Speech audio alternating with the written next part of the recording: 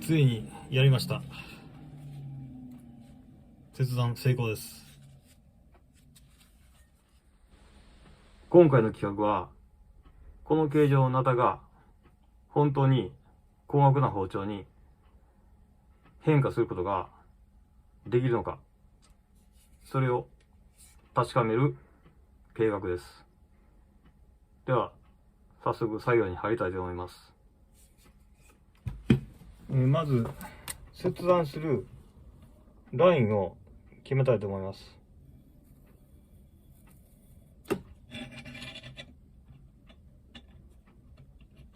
だいたいおおよその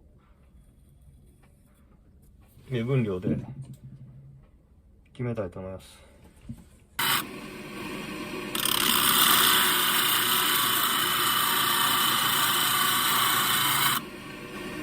意外と硬いですね。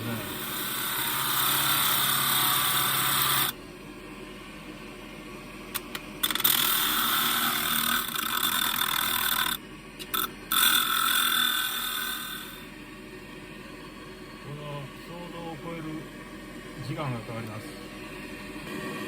撮影を少し短縮して縮小したいと思います。これでは見てる方も気が遠くなってきますので、3分の1、いや4分の1程度ですね。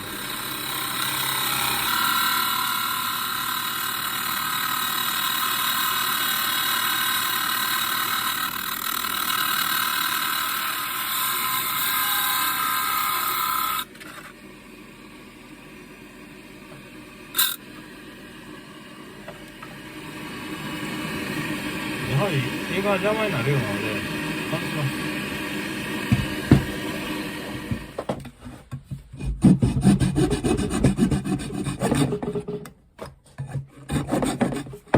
ペンチで意外といけそうです。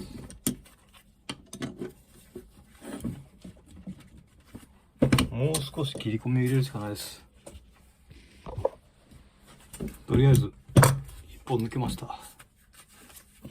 もう一つも同じようで。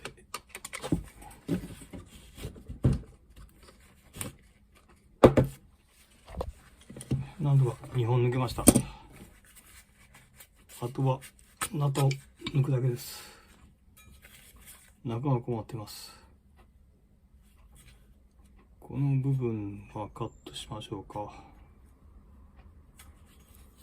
これで切れたら多分いい包丁になってます。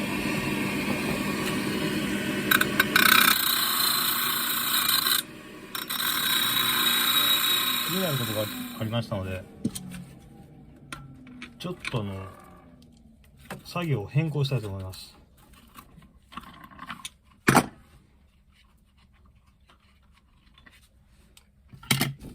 この刃の構造を確かめるために鋼層があるかどうかを少し覗いてみたいと思います。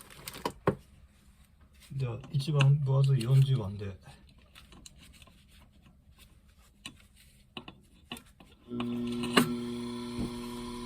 これちょっと削っていきたいと思います。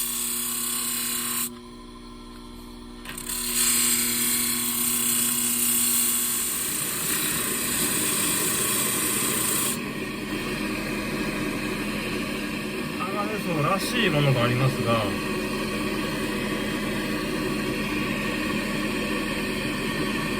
いや、見えました。鋼層あります。この辺ですね。少し光り方が変化しているところが鋼層です。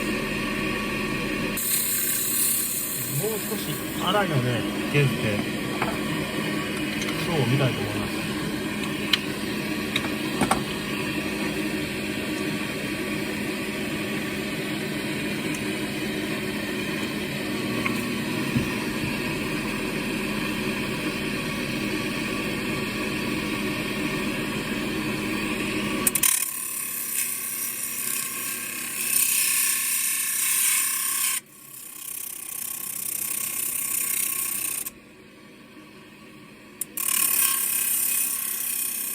鋼層があるということで、とりあえずは切断に戻ります。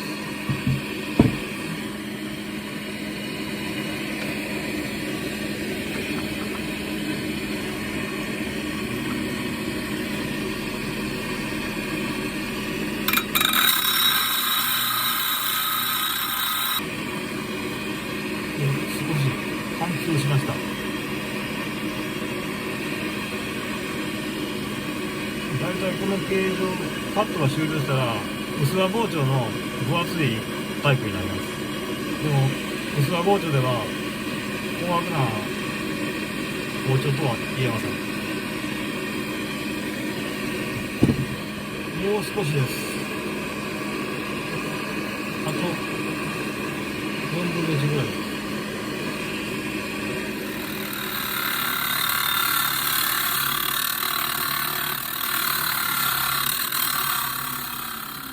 ついにやりました。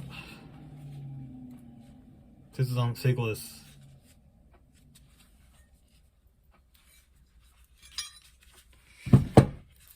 これも切断した部分もこれも何かに使えると思いますんで、それはまた後に公開します。とりあえずは切断してもまだこの状態では包丁とは言えませんね。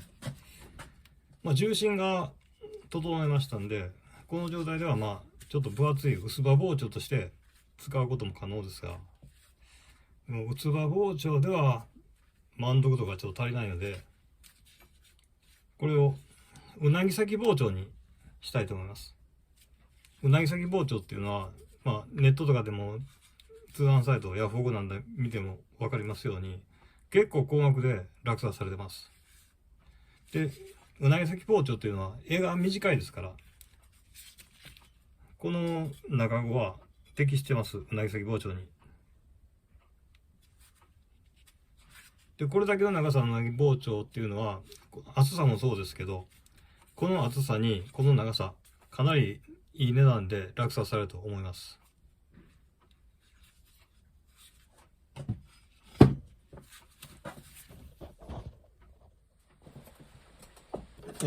次はうなぎ先包丁にするためのラインですね。というライン取りを決めたいと思います。だいたい45度より少し斜めになってた方が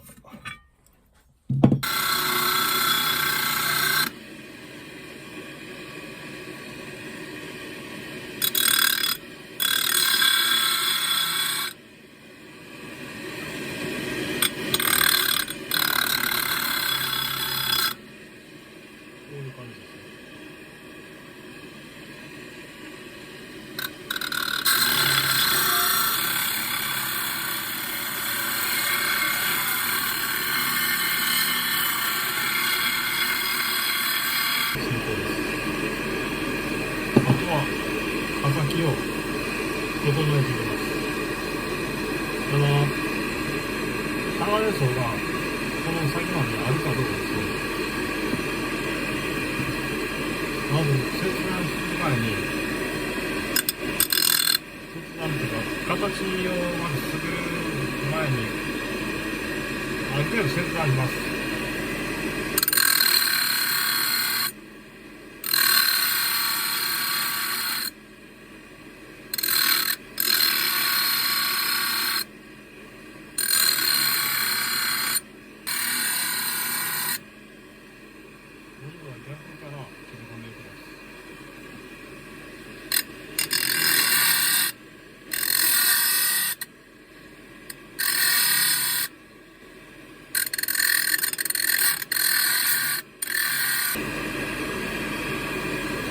もう少しこの辺が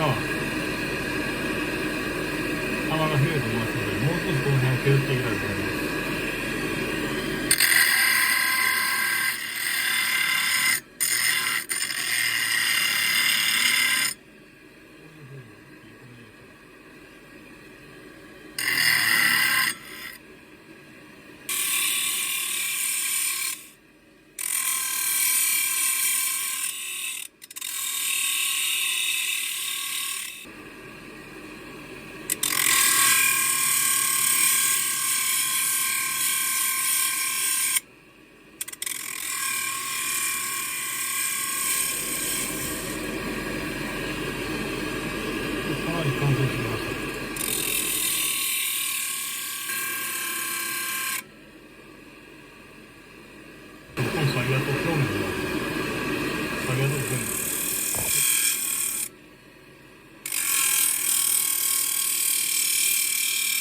仕上がったんですが、うなぎつかぎ包丁の形になりました。この柄の部分がまだ削られして包丁の形にしなければなりません。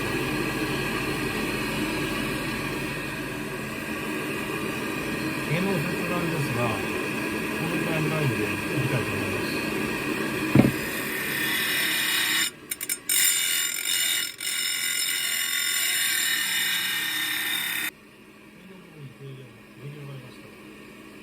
少しこの字になっていますが、うなぎ先包丁の絵というのを見ていただいて、絵の部分をインターネットで見ていただいたら、大体これでもこれでもこの方がさばきやすいんかなっていうふうに思います。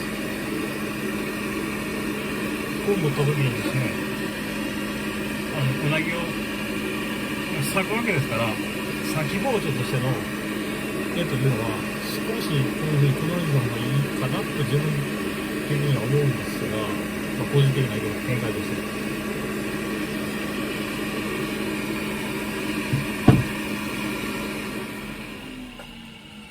ナタの状態からとりあえずもうこのうなぎ、どう見てもうなぎ先包丁ですよね。一旦これの形で終了したいと思います。ナタが本当にうなぎ先包丁になってしまいました。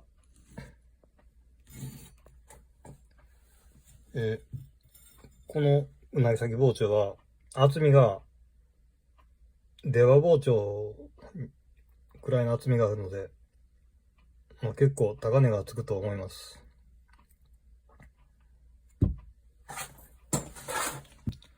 本体自体もまだこれでは未完成で売り物にはなりません。まず全体的に鏡面仕上げにしていきたいと思います。鏡面仕上げの後はここにうなぎのひらがなのうという字の形のうなぎを彫っていきたいと思います。チャンネル内にそのうなぎを彫られたうなぎ先包丁の動画をも公開していますので、よろしければご覧ください。またこの動画の続きですが、完成次第また公開したいと思います。長い時間ご視聴ありがとうございました。